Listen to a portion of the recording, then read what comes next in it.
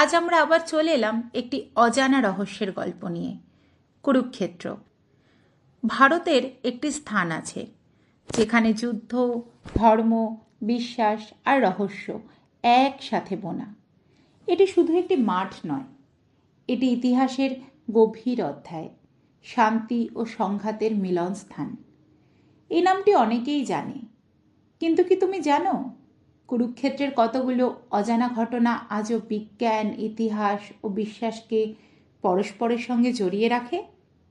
এই কাহিনী সেই সব অজানা অংশের। কুরুক্ষেত্রের মাটিতে একসময় একটি মহাযুদ্ধ হয়েছিল। যুদ্ধের নাম মহাভারত যুদ্ধ, যেখানে পাণ্ডব ও কৌরবদের মধ্যে সংগঠিত যুদ্ধ চলছে। 1000 বছর পেরিয়ে গেলেও এই মাঠের মাটি আজও লাল বলে মনে হয়, যেমন একসময় এখানে বহু জীবন হারিয়েছিল। বিজ্ঞানীরা এখনও এই পরিবর্তনের কারণ পুরোপুরি ব্যাখ্যা করেনি। এটা কি শুধু মাটি? এটা কি যুদ্ধের স্মৃতি, নাকি ইতিহাসের এক অদ্ভুত চিত্র?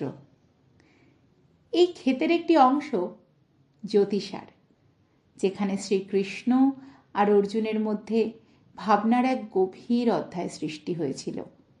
এই গল্প শুধু ধর্মীয় নয়, এটি মানুষের মন, জীবনের নৈতিকতা ও জীবনের উদ্দেশ্যের এক বিরাট দিশারি।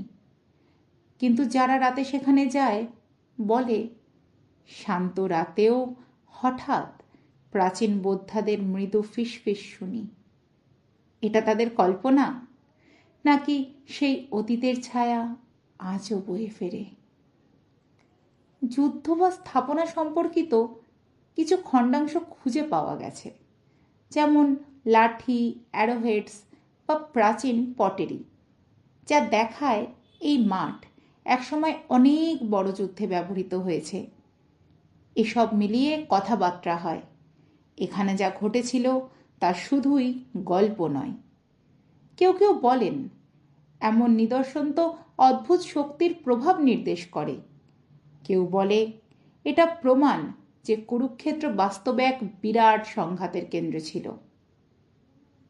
ঐতিহাসিক বিশ্বাস মতে কুরুক্ষেত্রে যারা মারা গিয়েছেন তাদের মাটি হৃদয়ে ভরা শান্তি প্রদান করে। এ কারণে বহু মানুষ এখানে এসে পবিত্রতার চর্চা করে।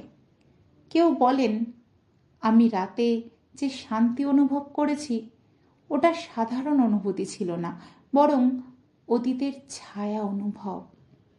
এটাই কুরুক্ষেত্রের অদ্ভুত রহস্য।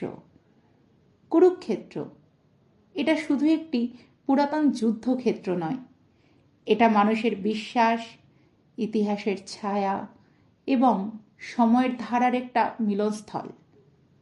আজও এখানে দাঁড়ালে যুদ্ধের শব্দ ভেসে আসে না ঠিকই, কিন্তু একটি নীরব গভীরতা অনুভূত হয়, যেন কিছু ইতিহাস যা প্রত্যেকের হৃদয়ে তার নিজের স্পন্দন তৈরি করে। যদি তুমি আরও অজানা ইতিহাস, রহস্যময় ঘটনা ও অলৌকিক ইতিহাস জানতে চাও, তাহলে সাবস্ক্রাইব করো রহস্য ডায়েরি চ্যানেলটিকে।